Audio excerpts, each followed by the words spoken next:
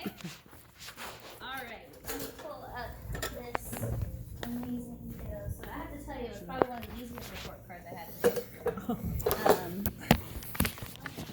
He is very bright. Very, very, very bright kiddo. Super proud of him. So I'm sure you already have an understanding of where he is academically, but we're going to go over everything together. So here is his report card. You guys can keep them between you and I'll use my computer to kind of okay? All right. So right now in reading, he's at an A+. He has 100%. He has mastered all of the foundational skills. There are no concerns or any worries in any of these skills. He's able to tell me the main idea. He's good with elaboration. His reading, as you know, is just off the charts. He's just amazing. If you look over, I'm going to kind of flip it to the back real quick. So this is the comments area. When he came to me, he was reading at about a 12.4. That's what his star results were. He's now at a 12.9. So he's actually so high that the system... Is that grade 12? Is yes. that what it is? Yeah. Oh, okay. So technically he is above senior year level. Wow. And he's so high that the system for math only goes up to the greater than 8th grade level, and he is exceeding that. So it maxes out at 8th grade level. But I looked in to get some numbers because I thought, I don't want to see just greater than 8th grade. I want to see numbers for it. So I looked up to see what his levels actually went from. That's his reading. Okay. So see here that it'll tell me just greater than 8th grade. That means that he's above 8th grade level. But here it shows that in August he was at 856 and now he's at 867. So he's still making that progress. Yeah. I thought that's such a bummer that they do that. I want to know the numbers so I can see that there's progress there. Even though I know that he had the progress, I have to see the numbers. So he's doing really great there. So he's made tons of improvement. His AR goal, when he originally came to me, I saw how high his reading score was. So I thought, okay, what can I set this goal? Because I have really high expectations for these kiddos. And I thought, 100 points. Well, he far exceeded 100 points within like the first few weeks. And so I thought, okay, let's go with 200 points, which I'll tell you, that's kind of unheard of. At the 5th grade level, the average points is 30 points for first trimester. Oh, really? He earned 304.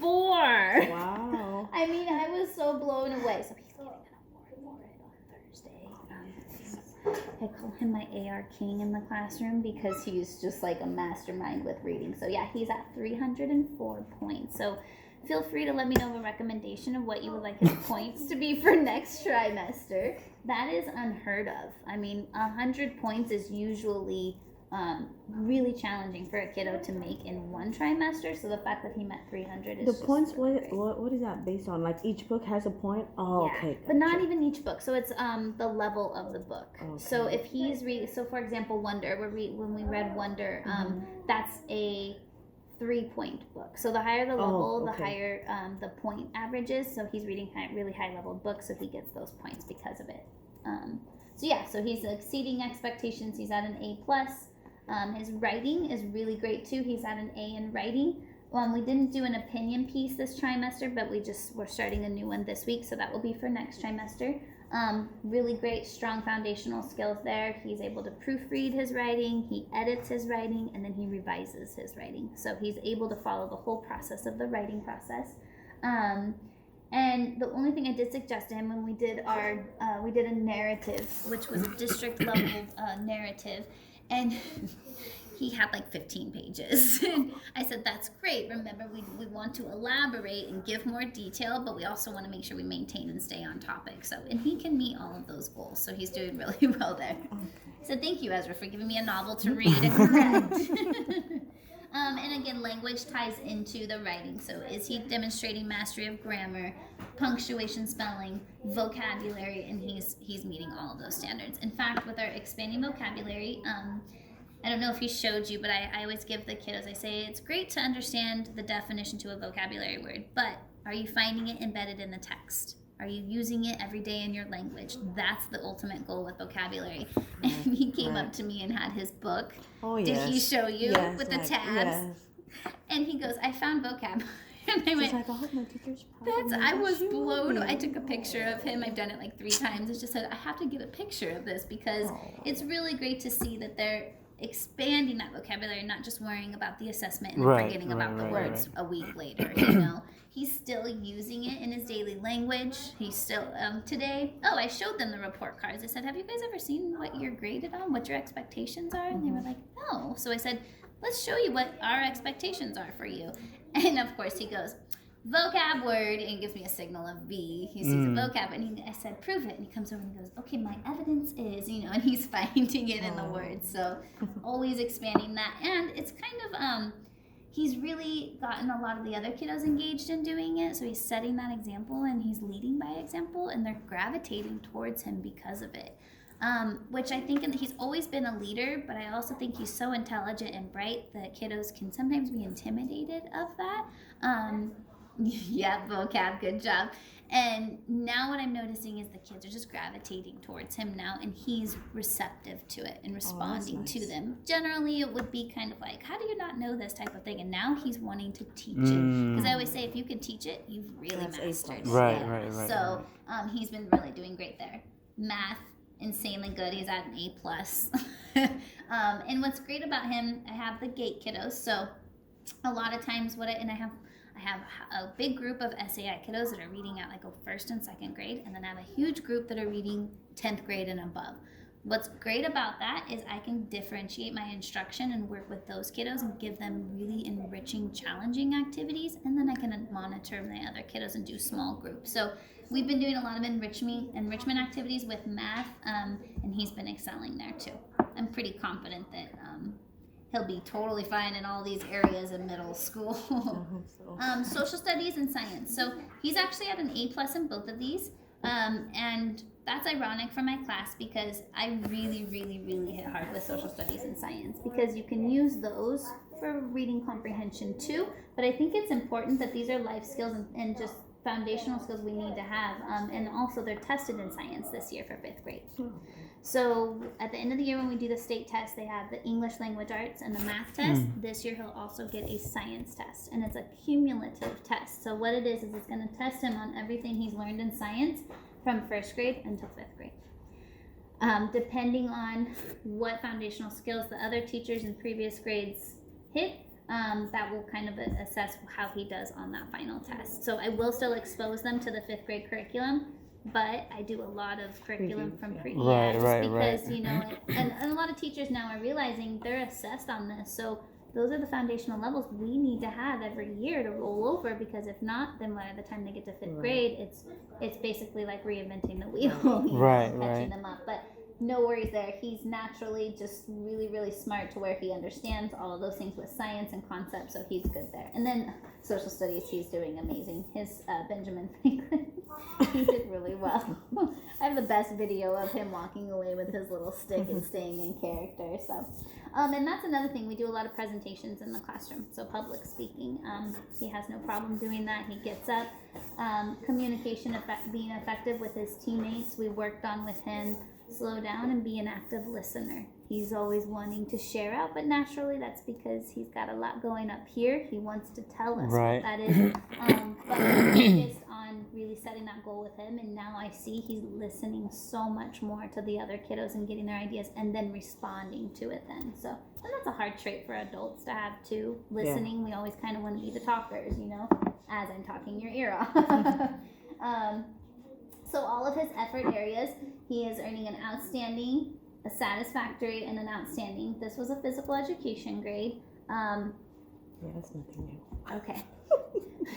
He came back one day, and I think he was very happy to have PE over with, but he came back one day and said, Mr. Steiner said, I'm not putting in enough effort. And I think for him, hearing that is like the end of the world, because he does put in effort all the time. But academic achievers tend to lack a little motivation when it comes to PE. Now, I did tell him, I said in the classroom for this trimester, we do a lot of dancing and physical exercise. You have to participate because they said no honor roll for any satisfactories.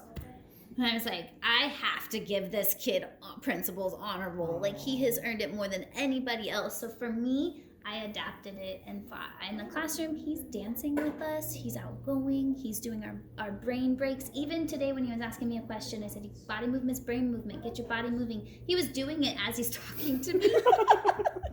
And he's going, he's doing his stuff. He's still talking to me. I'm like, I'm very proud of you for following directions. So for me, I just still added him into principal's honor roll and just talked to him about it because I thought that would just break my heart to not give honor roll because of one satisfactory. So he tries hard, but it's just when it comes to running, anything, Yeah, that's typical, But we also have to remember, and I take into consideration the expectations. Mr. Sinor has very high expectations, so I've averaged out what I see in the classroom, what I see on the playground, and what I saw with Mr. Sinor. And what I see in the classroom is, like I said, he's doing the brain breaks, he's dancing. We're doing yoga. We take 10-minute brain break and do yoga, and he's really into it too. So for me, he's doing okay with physical exercise. My mom caught something actually. I don't know if you noticed, but when he walks, one of his leg is kind of curved in. So he does that often. my mom was saying my uncle actually does the same thing too. Really? Yeah, and then he's not very good at running. Yeah. So well, that's something you could have even the doctor look at and then put it into his cumulative file. So that way, I think when Mr. Sinor said that, I think it affected him in a way. His mindset, it bothered him because hearing those words, you're not putting in enough effort to a kiddo that puts in 110% effort can be really heartbreaking. So just having that in the file, letting the PE teacher know this could be causing him to not. His gross motor skills might be affected because of it. Yeah, and that's completely fine to do. Most teachers would be understanding of that. I did notice that though. Yeah. He always kind of comes in and eating his breakfast at the beginning of the day. At first I thought he was just tired. It's kind of leaning in, but I noticed, it was so that could definitely be something. I tell the kiddos this is my favorite portion of the report card because this is basically who they are as a student and who they are as a human being. Okay, why are you successful or not successful in the classroom? And he is meeting all of these consistently. So he has great habits of success. He's a super complex thinker. When I tell the kids, dig deeper, elaborate, dig deeper, he's still like, I've dug enough. Come listen to my idea. He's a really great self-directed learner. He's able to use his time productively, finishes all of his stuff quickly. Organizational skills, we're working on that a little bit here and there. But actually, I've noticed huge improvements in that too. And I'll ask him, what do you work together as? And he says, a team. And I say, look at your team's table. First few weeks, he kind of just looked at everybody else like, clean up. You've got this. We called Paula the mom of the table because she would clean up, and now the boys are helping out, and he's been the first one to say, oh, I need to do housekeeping, I need to do this. So that's our responsibility component. Producing beautiful work, all of it's just high quality, good communicator, following directions, speaking effectively in front of the group, good listener. There's times where he may be talking with his teammates, but again, if it's academic conversation, I'm okay with it. Okay, as long as it's not disrupting the classroom, and he hasn't been a disruption or anything like that. And community contributor, following school and classroom rules, showing respect, recognizing feelings of others. What I noticed we do at Speak Life, which is on Friday, we write positive notes to each other. At the beginning of the year, it was I think it was a challenge for him because he's so smart and literal about things that when you give him those other tasks, it's kind of like, what do we do? We're writing just happy notes to each other? What about the content of the curriculum? So his mindset, if I could celebrate anything, I have seen a huge shift in his mindset and going from thinking one way and thinking so positively. There was one day he made a mistake. It was probably the first week of school, and it was like the end of the world. He got something wrong, and he was like, what? No, what did I do? And he had to figure it out. Upset. And now when something like that happens, I've noticed even just his words change. Oh, I made a mistake, but I've learned from it, and he'll show me what he learned and everything. So that's a huge quality and trait that we want to see, and I've been so proud of him for it. So, and he's wanting to work with kiddos that he tend to choose other GATE students, and thought, I don't want to work with anybody that's not at my level. But now he's realizing that he has something to offer to those kiddos too, and he's learning from them as well. Maybe it's not academically, but it could be a different component as far as a habit of success or something else. So He's just an absolutely wonderful kiddo, and I adore you guys for all that you're doing at home, because that really helps reinforce what we want here in the classroom, you know, Thank and they're you. successful because of the foundation that they have at home. So, well done, Mom and Thank Dad. you. Thank you. Do you guys have any questions for me or anything? Do you have anything for us, you know, that we can do at home to, you know, to improve, like? So, if you ever want to, we have a ton of workbooks in the classroom, and I'm not very big on worksheets, but I am always tell the kiddos, if you want to take home your math workbook, or if you want to take home your reader's notebook, you can feel free to take those home and work on them anytime. Okay, I see. those pages are always there. Most of the time, if we do worksheets or what we do in the classroom, I will have it copied and then I collect it. So those are just fillers. So yes, you may use those anytime that you would want to. I also have some kiddos that do daily writing journals, just where they write to me a reflection piece too. Because I have so many kiddos at different levels this year, from 1st grade to 12th grade, it's really hard to adapt the homework. That's true. So sending home homework with half of the Packets, yeah. class, they're not even able to do it, while the Right, other half of the right. class, it's too easy for them. So we stick with the reading, we stick with the family work, and then in here, that's where I do a lot of the differentiated instruction. So that way half the class, or not half, actually I have quite a few groups. Most of that time when I'm with them, I'm giving them 6th grade material work, especially with math. He's So getting the 6th grade okay. material math. Yeah, I have a specific book just for those kiddos, that's higher grade level stuff. So maybe we can buy some math books from Barnes and Noble with this. So You we know can what? practice at home. What you maybe. could do is I could even have you guys, I can make the enrichment books. Ezra, will you grab your math workbook for me real quick, buddy? And then there's also sections, and I'll show you, because we do use the math workbook often, but there's cumulative review chapters, and those ones are always what we call may-do, so they have free time to do that, so you could do those at home. And those are okay. cumulative review